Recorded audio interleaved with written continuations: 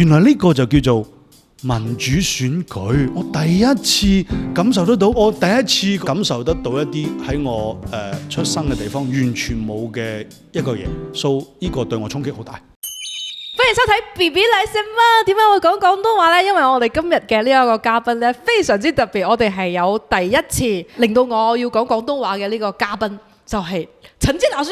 hello，盈盈，係講廣東話係嘛？我知啊。好嘛，因為你平時喺你自己嘅頻道都係講，你係廣普啊。我是講標準華語嘅，好唔好？已經標準不廣普啦。係因為我平時係做教育工作嘛，教育工作咁你梗係要用人人都聽得到，即係唐人都聽得到嘅華語咯，咁樣先至以顯示對大家嘅公平、尊重即係令到更加多人識得聽。咁但係呢，其實我自己對方言呢係有情有獨鍾嘅，因為我覺得越嚟越少人講。呢件事係令到好多地方語言咧係會消失嘅一個原因啦，咁我會覺得好可惜。所以當我可以有機會講方言嘅時候咧，我就會盡量嘅，尤其是係廣東話啦。咁其實都已經好少有機會講咁樣。再加上咧，我哋又覺得廣東話係一個好盞鬼嘅語言，即係你用普通話講真係正經啲嘅。咁但係一樣廣東話講嘅話咧，就會鬼馬啲嘅。咁你覺得你講廣東話同埋講普通話嘅時候嘅性格會唔會有唔一樣啊？會啊，因為講華語係工作啊嘛。咁我講廣東話嘅話，我就會成日周星馳上身嘅喎呢啲嘢。係講翻幾句對白你聽下。唔係因為我哋由細到大，好似喺廣東長大嘅小朋友，或者香港嗰邊，咁你肯定係會背周星馳啲對白嘅，所以你一講廣東話嘅時候，你就會覺得有嗰種感覺喺入邊，唔知點解。親切感。係啊，即刻熟咗嘅感覺。係啊，喺 KL 都係。其實點解我嚟 KL，其中一個原因都係因為廣東話。哦，係啊。係啊。先傾下你當時係點樣由廣州嚟到馬來西亞嘅咧？做咩你會過嚟呢度咧？我係要嚟跳板。其實馬來西亞嗰陣時，馬來西亞政府都好鼓勵嘛，多啲嘅外國學生喺呢度你讀咗書之後，如果你要去 Australia、去 UK 啊，你都可以喺呢度跳過去咁樣咯，又可以慳你嘅成本啊，又可以唔使一下仔去到一個全部講英文嘅地方，你可能會唔慣啊。咁馬來西亞，我覺得當時候呢個定位定得幾好啊，咪吸引咗我哋過嚟咯。但係喺嗰個你嚟之前嘅時候呢，你對馬來西亞係有啲咩想像㗎？你識唔識呢個地方㗎？你會唔會覺得我哋住喺樹上㗎？咁又唔會。我對馬來西亞其實馬來西亞好出名嘅，反而係馬六甲個名好響嘅，大家都覺得哇馬六甲個正和下西洋嘅時候，咁哇馬六甲一定好大㗎啦。結果我嚟到嘅時候，馬六甲點解咁細嘅？所以其實我係由細到大聽馬六甲多過吉隆坡嘅。當時候我爹哋媽咪有問我要嚟東南亞呢邊讀書嘅時候呢，佢俾我揀嘅新加坡同埋吉隆坡。新加坡即係我又唔知有咩唔一樣啦。咁當然啦，新加坡就貴啲啦，吉隆坡就平啲咯。咁第二就係新加坡就要講華語，吉隆坡可以講廣東話喎。咁我毫不猶豫咁，我要嚟吉隆坡咯。咁我就真係嚟咗呢度。如果唔係，我都有好大嘅可能係會去新加坡讀書。OK， 所以咁你嚟到馬來西亞嘅時候，你話before 嚟嘅時候，你對呢度嘅印象，你話你會聽到嘅係馬六甲。其實作為一個廣州人或者中國人，佢哋通常聽到馬來西亞即係嘅情況之下係咩情況呢？新加坡嘅影響力可能因為喺我哋廣東嗰邊，新加坡成日都攞嚟俾人同香港對比嘛，所以佢哋會覺得新加坡好似勁啲咁樣啦。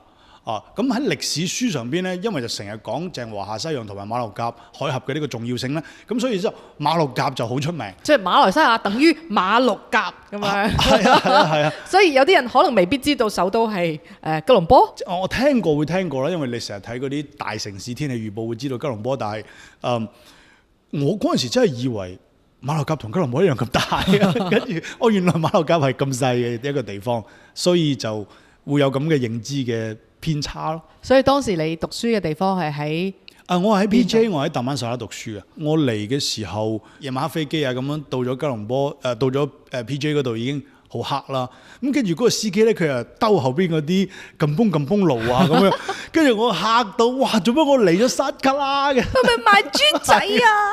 我嗰個唔係去到野雞大學，我後尾原來唔係，佢係行咗一啲撳崩路啫。shortcut 咁樣。但係不過都好搞笑咯。不過嗰陣時係20年前啦，咁20年前嘅廣州同埋20年前嘅 KL，你見到嘅係一個係咪一樣嘅發展程度嘅城市呢？唔一樣啦，當然因為中國喺過去呢幾十年佢嘅嗰個叫做城市化發展好快，所以佢有好多喺城市入邊，即係好多大城市都會起得真係好靚啊！咁當時候我會覺得吉隆坡好似冇廣州咁靚咁樣，但係過咗呢20年，我又越睇越順眼咁樣，我又慣咗我又唔會唔係吉隆坡都發展得好快啊，都越嚟越大啊！你睇下由我一開頭嚟，你講如果最唔習慣嘅就係要打的士啊！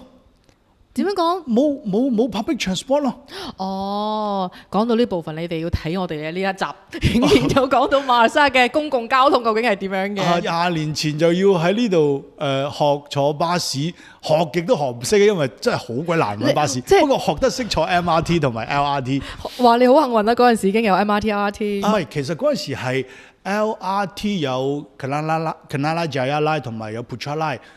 好似 MRT 未有咧，嗰陣時有 KTM，近呢幾年嘅事情有 KTM 同埋仲有後尾有 Monorail， 所以呢度附近以前白沙順呢都有你啲腳毛嘅，成日嚟呢邊嘅，因為你要落金河啊，肯定係喺呢邊經過嘅。有時喺呢邊食完嘢之後就落金河，或者係落完金河之後翻嚟呢度食嘢。所以你都曾經係蒲金河嘅。喂，呢啲梗係要啦，係嘛？潮啲啊嘛！嗰陣時係成日去金河買嗰啲過期香港雜誌。哦，唔知我個 friend 好中意睇呢啲咁樣嘅雜誌嘅，咁冇嘢做就會落金河咯。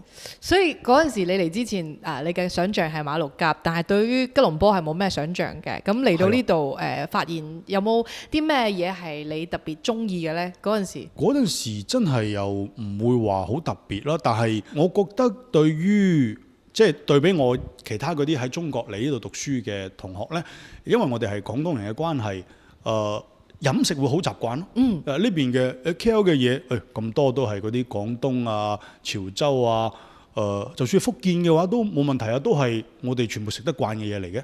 除咗我以前就唔係好食辣啦，但係而家就習慣晒咯。咁辣沙咧食唔食啊？嗱，有幾樣嘢我一開頭係完全接受唔到嘅。第一咧就係嗰個椰漿飯。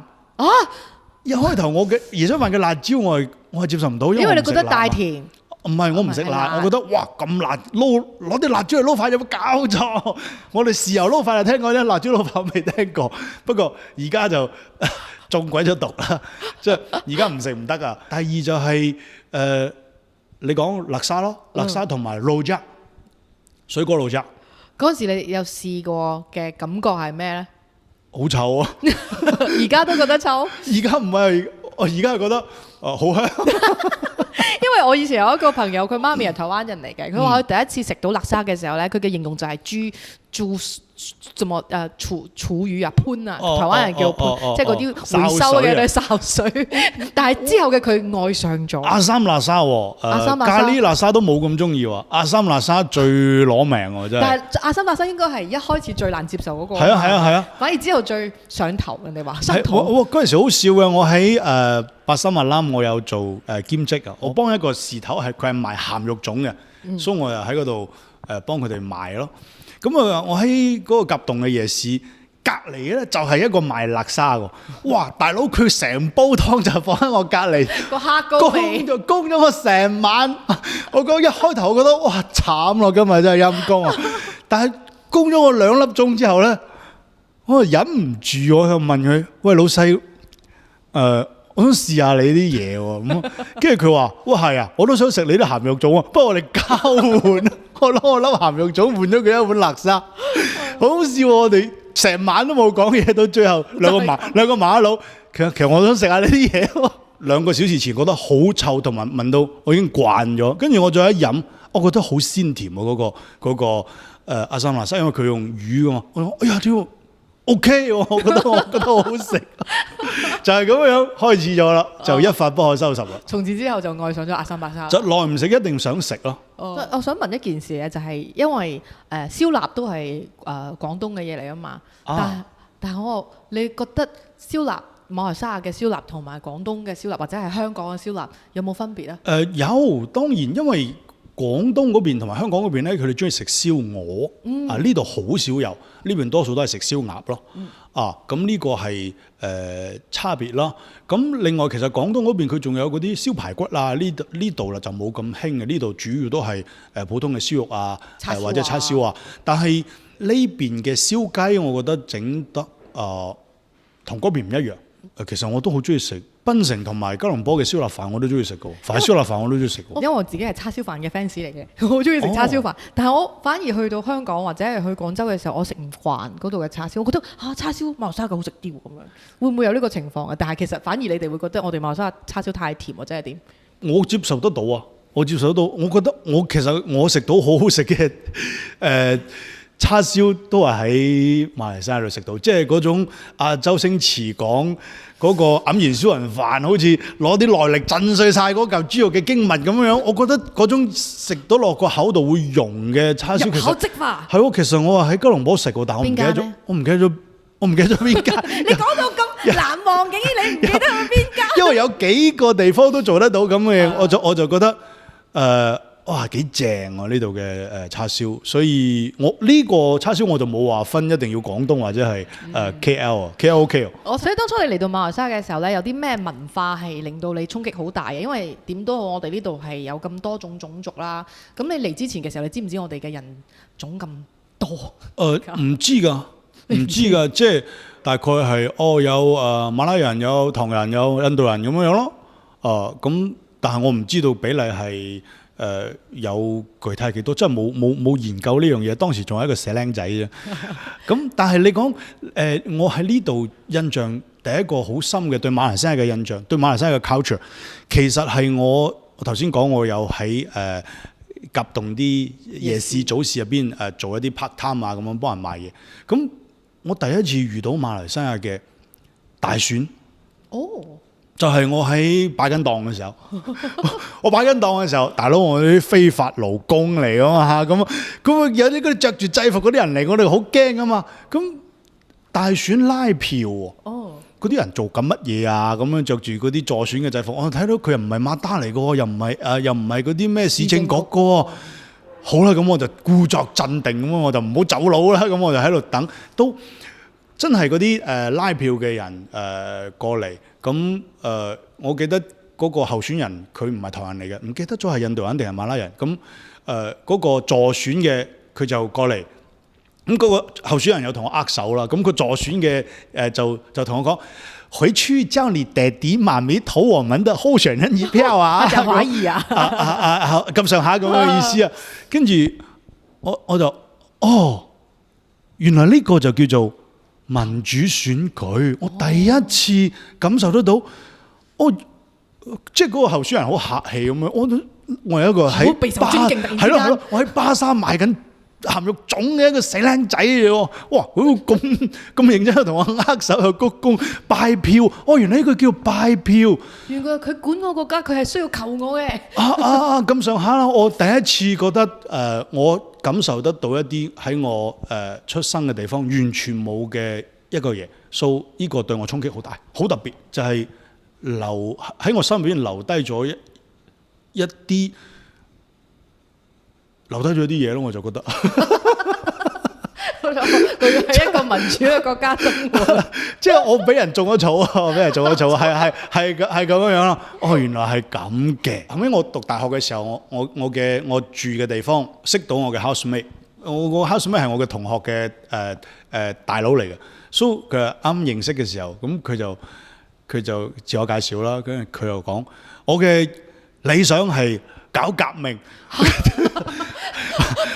佢係一個 YB 嚟嘅。我而家真係 YB 啊！真係做咗 YB。當時我覺得呢條友係咪黐線嘅？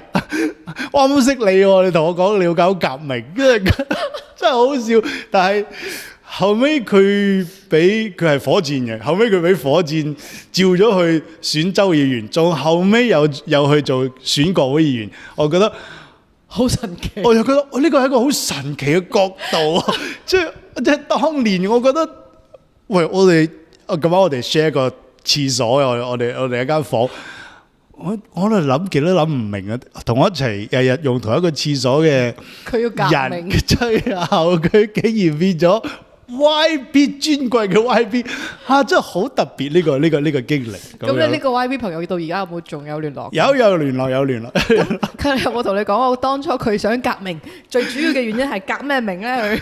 佢後尾我知啦，因為我喺度開始做工嘅時候，咁我知道咩係火箭啊，咩係馬華，我又知道呢個嘢。so 咁佢嘅革命最尾咪俾佢哋成功咗咯。咁我估唔到真係成功咗咁樣咯。當初仲孖煙通咁樣同你講要革命嗰個人。係啊。咁其實你喺呢度生活都20幾年。係咯。咁你對於你自己同呢一個地方嘅關係係點睇啊？我其實一路都好希望即係馬來西亞可以真真正正咁樣變成我嘅第二個家園咯。但係而家一路都未有機會去，即係我要去申請，譬如我要希望可以變成 PR，咁我都仲要行最後嘅呢一步啦。而家我未行，但係我打算要行呢一步，所以我希望可以真係變成一個馬來西亞嘅永久居民。點講係你想行，但係未到行到呢個最後一步咧？因為聽講好難，係真係好難。聽講好難，所以一路你都鼓唔起勇氣去行呢個組織嘅療程咁樣樣咯。但係其實你嘅太太係邊度人啊？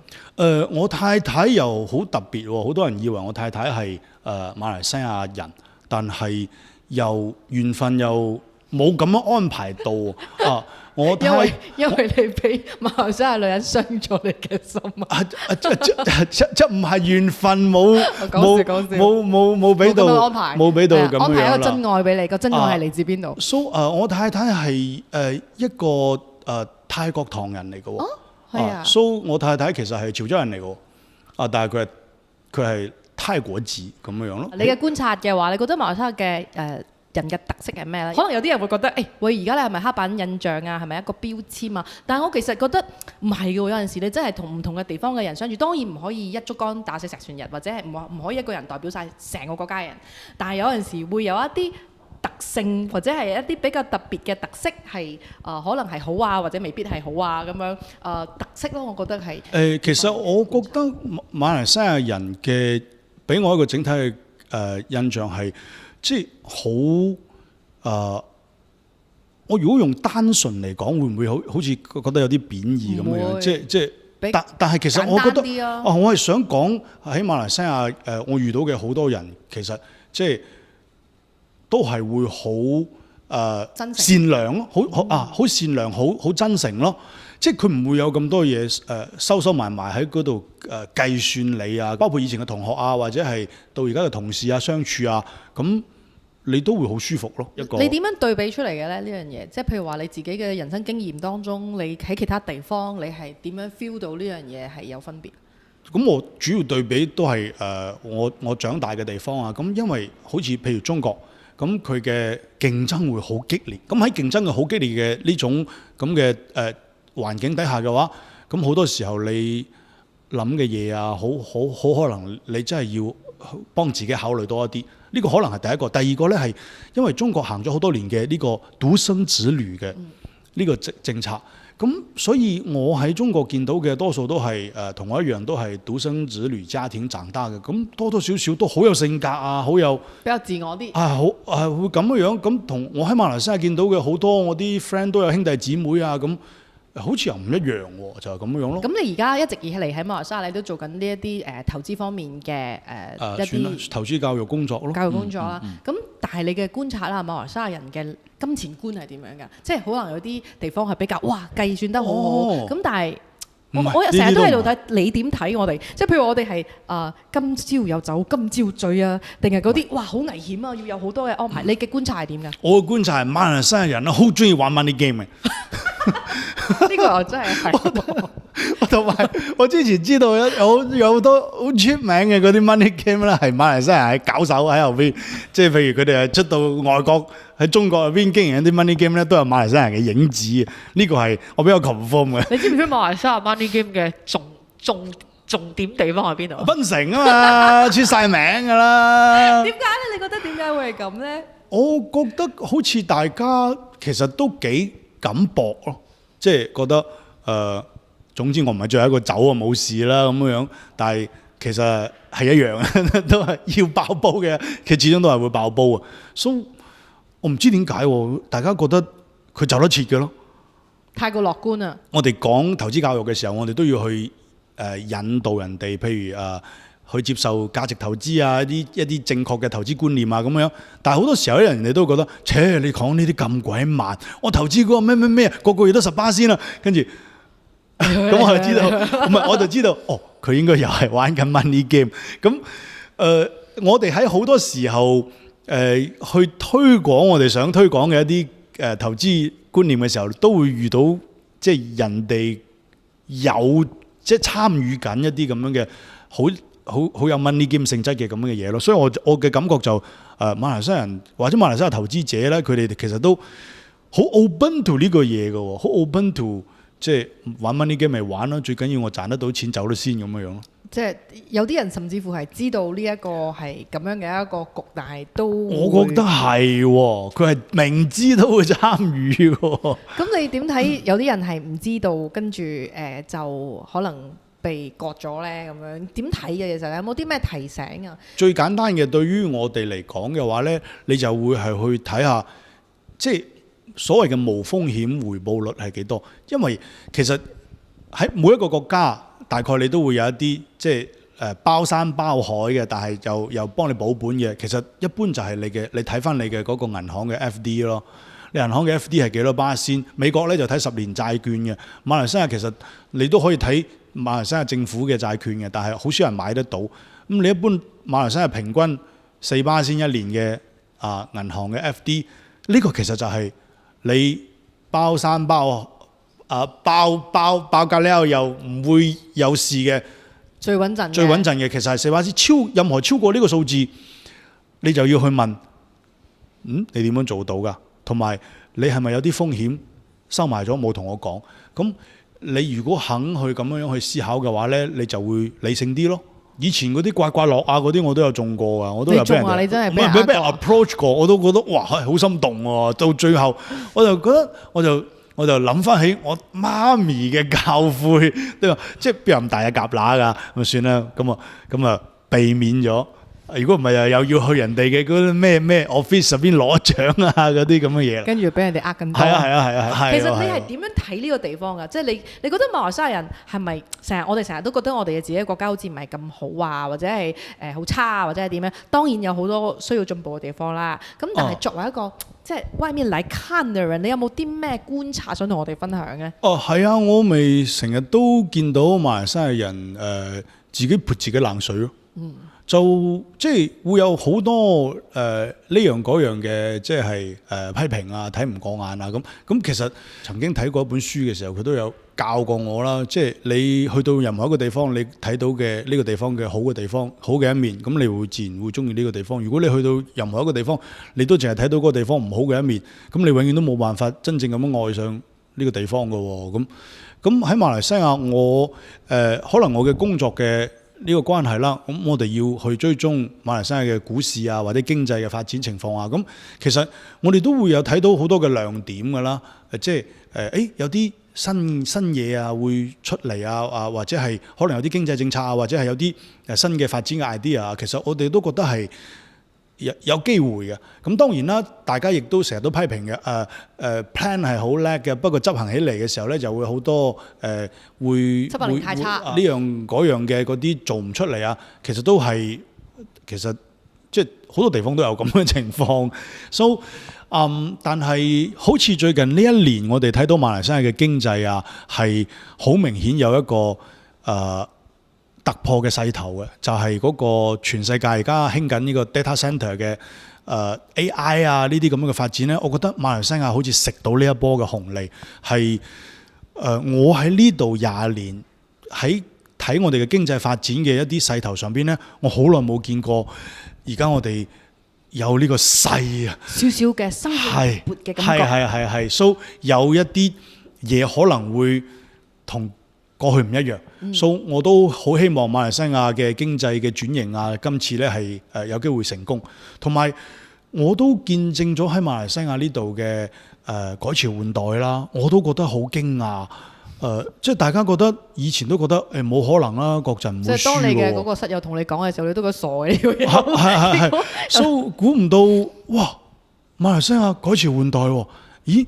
咁跟住改朝換代都唔係即刻順利啊，但係我哋好多人以為係一換咗政府就即刻成個世界光晒，原來唔係嘅，原來仲要經歷下喜來登政變啊呢啲咁樣嘅叮叮咚咚嘅嘢，係啦，到最後，咦？真命天子真係華哥喎！咁即係我覺得睇住呢個過程都係一個享受嚟嘅。